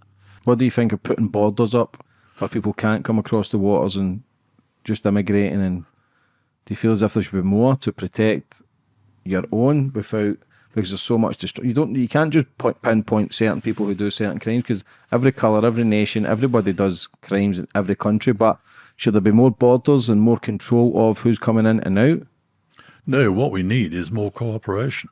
I mean, one of the problems in 5 and 6 when I was there was tracking terrorists across borders. And you'd find that the laws are all different. I mean, for instance, you can't use telephone intercept here to prosecute a terrorist. You'd go over to Belgium, for instance, and you might not be able to use an agent without disclosing their identity. So all these laws are different, and you are trying to deal with international crime. and these organizations just take advantage of it. We would actually have to pinpoint a jurisdiction where the law worked better for us to prosecute a terrorist and actually try and sort of maneuver them there than having them prosecuted in the UK. So what should change then? Should it all international cooperation? So it should all be, do you think, one law, kind of one understanding of, do you think they could use the British law if you went to another country and say, well, we can use this law as we're British? Like, for instance, the laws here are different from everywhere else, but if you know as an international criminal, do you think there should be a green light to say, let us charge them with the laws that we have in the UK, or would that just be a free-for-all for then I think everybody? it's a free-for-all, Yes. yeah. I think it is harmonisation. There's a thin line though, isn't it, to then... So why does not everybody work together then? Is it money, or what is it is involved? National pride. Is that what it is? Because, listen, Britain's invaded over 90% of the world. Are we light anywhere? Have we got a rough understanding? Or do people always try and feel as if we're trying to take from them? Well, it's really curious. I remember one of the things that we used to love doing was operating in France or Belgium or somewhere like that, because overseeing this difficulty that I explained earlier about converting intelligence into evidence to use in court, in France, but say particularly France, we used to go to a guy called the examining judge. And we could go to him and we would give him all the evidence that we had, all the intelligence we had, and he would sift through it as we were going through the operation. And he would tell us at that particular point, yes, you can use this evidence to go to trial. No, you needn't use that evidence because it's not going to help the defense. So instead of us guessing or trying to anticipate what the court would do, this guy would actually tell us as we went along exactly how the trial would progress. Does that make sense? Yeah. I thought everybody would be working together though. When I suggested this to an MP who I won't name, he said, do you know, he said, if you suggested that we used the French system in the United Kingdom, you'd hear the laughter from Parliament in Paris. That's the sort of attitude one has to fight against. That's fucking strange. I thought everybody would be controlled by the same organisation. I thought it would be one person calling the shots from everywhere. I thought the borders and all that bullshit was just all an exaggeration of, oh yeah, there's politics and people with this. But that actually happens. There is. Well, that's why, I said earlier, sorry, I didn't mean to interrupt. Yeah, no, that's fine. That's why I said earlier, no, it's not a question of borders, it's a question of smashing them down. So there's a lot of things that there's so much red tape for people to then make moves on certain things because of pride of, no, you're not getting in, or...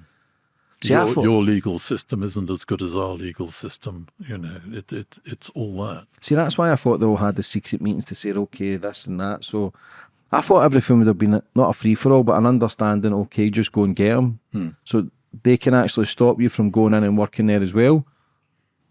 Well, I mean, at the agency level and the police level, there's cooperation. It's at the legal level that one gets the problems. The law level, the legislation level. See, I thought it would have been like some European courts or some system to say, listen, let them in. There'd have been people higher up just to let someone get on with it. Yeah, wouldn't that be good? I genuinely, again, that just shows you the lack of intelligence and the lack of knowledge that one can have to then understand what actually goes on in the system. I think that was probably the hardest part of my job, actually. Is that the most frustrating part of the job? Well, not distressing, but I think it was hard trying to get people to understand, in the ministries, if you like, or the departments of state, that hanging on to the British common law in the face of a world which actually depends largely on the civil codes that they have isn't necessarily in our best interests. Is Britain still a force? Oh, yes. Yeah, still a strong force. Yeah. Because obviously with the lack of funding, and I don't know if we get many in the military as we used to have as well, but I just know, why are we a strong force then? Is that because the intelligence, and obviously the SAS are a strong force in their own right as well, but obviously lack of numbers when you look at China and Russia and other countries. But why are we a strong force? Well, special forces are hugely respected wherever you go. Yeah, in the world. I mean, yeah, absolutely. I mean, they are top dog. the best, I believe. They are absolutely top And dog. I've spoke to guys in the Navy SEALs and that, and they'll say, listen, I was always going to be everybody thinks they're better than other, but the SAS are massively respected. They're brilliant. The intelligence agencies are recognised as, The best. I'd like to say that, yeah. You're going to say that anyway, but you're going I'd to be say that biased anyway. because you worked there. Yeah. No, I can't. I've got to be balanced. Yeah.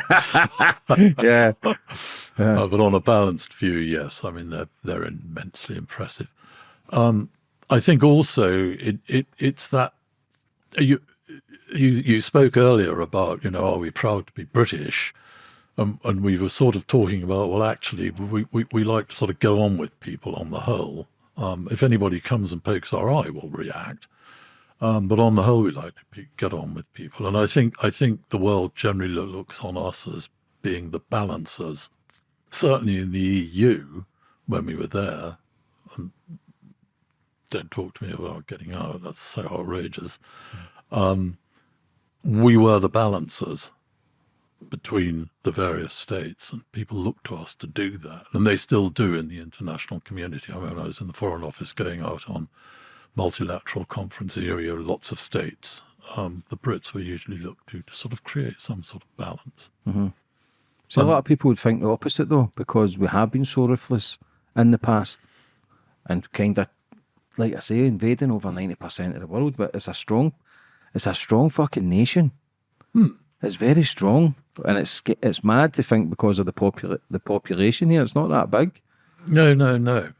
I mean, we do punch well above our weight. There's no doubt about that in the international community. So what, again with Brexit? So you were against that? Oh yes, I was mad to come out of the EU. Why did they? I think people were misled. They thought we could all go back to being this sort of yeehaw nation state. It just doesn't work in the international community anymore. Do you think that's damaging towards the people in the UK with travel and money? And yes, of course. Because I know all this stuff now is it's more for people's businesses aren't the same as well because of stocks not getting delivered on time and everything's kind of upside down. Yes. I mean, if you were in Europe, would you really look to trade with us with all the difficulties if you could trade somewhere else easier? What makes the world better? Cooperation, balance, meeting up, talking, hearts and minds, trying to see the other person's point of view, trying to match it to your own. Who do you think should be leading the UK? I don't go politics. Do you not? No. Why? Because you couldn't really do it if you were working in the Foreign Office. You had to keep a completely open mind. Balanced. Yeah, you're advising whichever government is there at the day, and you had to keep balanced. I keep going back to that. I'm sorry. That's your life. Theme. But is that to stay up? Is that just to support anything that's happening in the UK? Just to stay? No, or just not get involved. To give balanced advice. No, it's really to give balanced advice. I think the other thing is, as a lawyer, one likes to work from facts. Yeah. Where can you actually get the facts unless you're operating in the system itself? Newspapers all have a slant, and you have to sort of try and work out what's what. And I prefer to stay out of politics and keep my thoughts to myself. Would you have done any job for MI5, MI6? Well, I mean, you certainly wouldn't do a job that was contrary, that was illegal. Yeah, of course, but is a job for you just to do, or can you reject it if you didn't like it? Yeah, you could do. You didn't, though? No, I mean, I think the beauty of working with them is the fact you're working with people who are bright enough, clever enough, and understand that if you're going to do something illegal, all you're doing is wrecking it. You're just wrecking your investigation. I mean, because you'll never get it to court, B, because you'll be found out, and that undermines the whole of the agency. I mean, at the time when I joined, we had Bettany, who was a spy who went to the Russians, and we had this idiot Peter Wright who had written a stupid book that the government tried to stop. This undermined the agency. Yeah, what happened? Peter Wright, what was it? He wrote a book that kind of... He had a bee in his bonnet about some, I think it was Hollis, who he thought was a Russian spy. And he wanted to write a book, and he was told he couldn't. So he went to Australia and wrote it from there. And of course, the British government tried to stop it. But when you look at the Peter Wright book, it was nothing more than gossip, really. You know, he was a strange person. So, again, I'm surprised again the British never had pull to stop anything. I thought, you know how when people get cancelled or when they can do this and do that, I thought there was so much power out there that anything could be got. So it surprises me that it was allowed to release the book in Australia where they've just let it happen without pulling the plug on it. That's crazy for me. Yeah. I just thought everybody was working together. Like when you talk about France and everybody laughing because they think, fuck the British, like, it's just puzzling. Again, that's how these podcasts are important, for give people an understanding that not everybody's in agreement with each other. No. Well, it's freedom of speech. He was, I mean, provided he wasn't actually damaging national security, and there was nothing in that book where you could say it damaged national security. Again, it was on the cusp of everything was dreadfully secret during the Cold War. Nothing was ever talked about. I mean, nobody talked about MI5 or MI6 in those days, you know, and if you did, you got into trouble. So the sea change was absolutely massive from we couldn't even prosecute terrorists in open court. We couldn't prosecute terrorists back then, before I joined the agency. Why? Because we couldn't convert intelligence into evidence. They didn't have the structure to do it. They weren't legislated for. How can you go? You could go to a secret court to prosecute spies with evidence, but you couldn't go into an open court. And if you're dealing with terrorists, it's a totally different animal to dealing with spies. You must have an open court if you're dealing with terrorism. Because otherwise you're feeding the terrorists everything's secret. Therefore, the terrorists say if it's all secret, then obviously they're lying. But if you go to open court and prosecute a terrorist and the evidence is there for everybody to see, you're much more plausible as an agency. So we had to change all that. What's it like working with terrorists? What's it like? How's that feeling? That's down to the officers. I mean, you just feel, here's someone who's doing something wrong. Now we must try and bring that person to trial, try and convict them. And therefore, from my perspective, that was the objective. One didn't feel anything other than this terrorist has rights, therefore I have to respect them. Do you respect them? Yeah. Terrorists? Yeah. No. No, because I watched an interview and you said something about terrorists should have rights or something. Yes. What was it you says? Yes, I found that interesting. Terrorists do have rights. Yeah, what sort of rights? They have a right to life, unless it can be taken away in terms of self-defense, rather like Israel and Hamas at the moment. They have a right to a family life. You can't go and do things to their family to get at them. They have a right to free speech, so providing they're not proselytizing terrorism, they can say what they like. Yeah, because there are limitations. Everybody should have free speech, but there's a thin line between free speech and hate speech. Of course, you absolutely. Know? They can't do that, not at all. They have a right not to be tortured. And that's where the United States went so wrong with waterboarding. Doesn't do anybody any good anyway, operationally, but no terrorist should be waterboarded. What was that? When they're put into water and half drowned in order to make them talk. Yeah, I always thought the torture tactics was what it was all about. Like, if it's a terrorist, I'm thinking, fuck him, man, torture him. But it's that's what I thought it was all about. I don't know if that's because of the movies that we watch all through the years. Of course. And we, in our minds, we believe that it's all what's real. Yeah. But you actually break it all down, we're so far from the truth. Nobody really knows what goes on. Obviously, you'll say enough, but you'll have that much information that you'll die with, which is a good thing, again, because people would be shit scared if they actually knew what was going on in the real world. Do you think fear is a big part of control on this planet? People can be controlled easily with fear. Yes, that's certainly. I agree with that. Yeah. Yes. Blackmail, bribery, extortion, and just fear for one's own safety. Yes. How long did you work with the intelligence for? About 9 years. Do you miss it? No. Why? Well, I left because I thought I'd done enough. It was a time of massive change, and I'd got to the point where the change that I'd done, I suppose, again, that sounds slightly pompous, but I'd achieved what I wanted to achieve. There were one or two other things that I wanted to achieve, but I saw that I couldn't because I wasn't going to persuade people from within, so I came out and persuaded them from outside. With the knowledge that you have and the life that you've led, what do you think life is, David? I think one's just got to get on with it.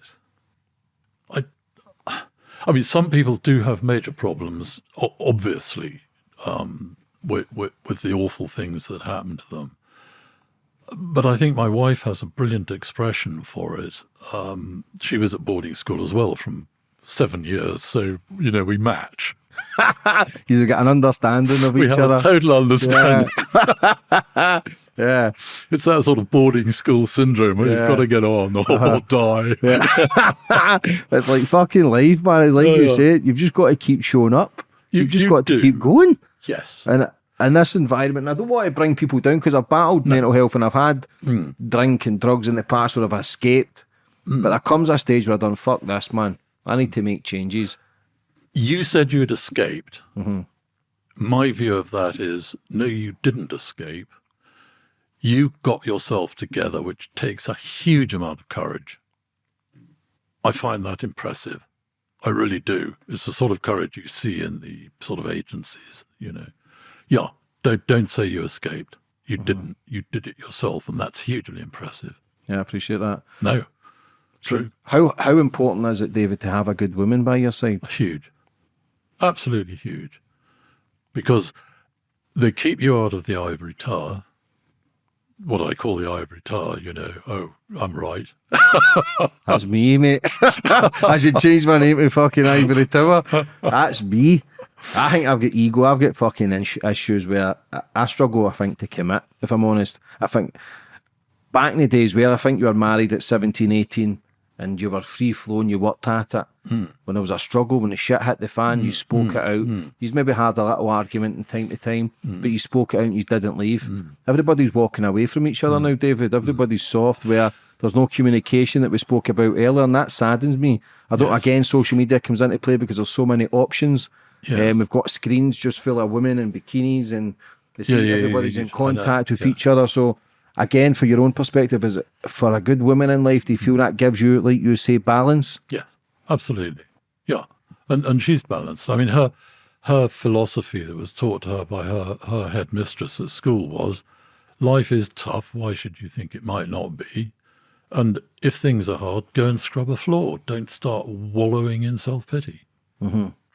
Which I think I think those two really do help get one through life. Do you think we can feel sorry for ourselves too much? Yeah. We feel as if the world's against us. But you've actually been to these third world countries. You've seen what real struggle is. Yes. Do you think we've got it too easy? No, I think there are a lot of people here who really do have a hard life. There's no doubt about that at all.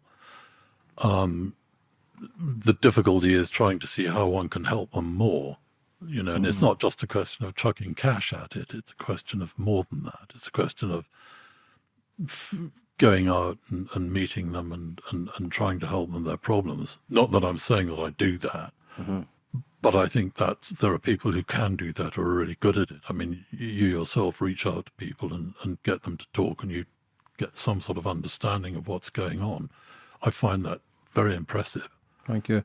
Yeah, but it's an understand because everybody's different. Yes. It's an understanding of everybody's lives, whether it's the criminal, whether it's the agent, whether it's the SAS guy, the homeless guy, the billionaire. Everybody's different because they've got different levels of trauma. But I've spoke to people with 100% worse trauma than me who are happier than me as well. So everything's to do with how you perceive the world and how you want to make the changes to then be better at it. Nothing changes unless you do. No, and I'm glad you said that, because I do agree with that entirely. I think it is down to the individual. But going back to it, some individuals have it a hell of a lot harder than others. But they've created a better future than the ones who've not had it hard. Sure, I think that's right. And as I say, it all goes back to scrub a floor. You know, just get on with it. get on with it. Do something. Yes. That's it for me as well. For anybody watching or listening, is just show up, just push forward, whether it's walking or cutting the garden or painting the house, just do something to take your mind off of what you're struggling with. But again, a lot of people are dipping themselves into fucking drugs and drink and crazy shit there online, and they're just becoming more lost to their true potential. And everybody's got massive potential, and that's the scary thing. Everybody's got greatness, and everybody's got something special in them that they can dig deep and make changes. And it doesn't matter what age you are. There's people in their 70s, 80s, 90s who are learning new instruments, learning new languages, fucking doing new things where it's never over until it's over. No. And you're absolutely right. Everybody has an ability to do something and achieve something. Yeah. Whatever it is, it doesn't matter. How many books have you wrote, David? 3. And what's the 3 books? The latest one's coming out in April. Yeah. And that's Catcher's first operation. Is that the follow-up to your first? Yeah, it's a follow-up to the first. And you're going to do 4 of them, is that correct? Yes, that's right. Where can people buy your books? At Waterstones and Amazon and Hatchards in London, and I think various other bookshops. Yeah. Where do you go forward for the future, David? Well, we're starting the next book, which is The Stringer, which is set in Siberia, which we thought we'd go to a cold country since the last 2 books were in hot ones. Fucking go to Scotland then. That's a very good point. Go to Scotland. Is that what you're finding your sort of peace and your new kind of drive in life? Is it being an author? Yes, we as I say, because I found that my granddaughter invited me down to talk about spies. I hadn't sort of thought much about it, and it was at that point. She's a feisty kid, and just reminded me so much of the women in the agencies. They are so good. That sort of very talented on the one hand, but as I said, you do not want to meet them on a hockey pitch. On the other hand. So yes, and we spent some time, Carrie and I write together, my wife and I, and we'd spent some time after the first book, which we published about 15 years ago, we got caught into writing short films, infomercials for corporations, comedies or dramas. And, that sort of thought, well, yes, that's all great fun, but why not write a book? And that the catalyst was going down talking to these kids at school, and they were all fascinated. Yeah. And you sort of thought, oh, yeah, Katya would be a great, and she's Russian. And, Russians are nice people. I like Russians. Yeah. Like I say, I've come across every culture and basically nearly every country now, and I've travelled all over the world, and I get on with people. No matter, I could sit anywhere. I could genuinely sit anywhere and have a conversation and have a laugh. And I'm surprised because my accent's so strong. I think people might just be laughing at the accent and thinking, what the fuck is this guy saying? But whatever it is, it's working. And you have got a fascinating story and an interesting story with the people you've worked with, the intelligence that you have of where the world operates. And people are intrigued by it because there's not many people speak out against MI5 and MI6. And to get the clearance of it, it shows you how well respected you are in that field to not say anything stupid or betray yourself, because everything will be calculated with you. You'll be a very good chess player where you're already steps ahead of everybody else, because in that job they only want the best from you, and they want the best of the best. So you've lived that, you've learnt from it, you've experienced yourself from it, and you're a top guy from it as well. Which is why I say you'd be a very good agent runner, because you use flattery perfectly. Good, isn't it? It's brilliant. Yeah, thank you. But again, that's why you're the best, because you see through my bullshit, do you know what I mean? If I was to interview an MI5 or MI6 every time, I'd be out of a fucking job. For anybody that's watching, David, that's in a life of struggle right now, what advice would you have for them? I'd have those, just keep going. Look for the best that you can possibly see and go for it. And if you have to make a change, make it. Just make it. Don't think too much about life. David, would you like to finish up on anything else? No, just to say thank you it's been an absolute pleasure. I think I've said far too much. But it's been a pleasure. Thanks very much, And thanks for your time and coming on. I wish you nothing but the best for the future, and good luck with the books, David. Thanks very much indeed.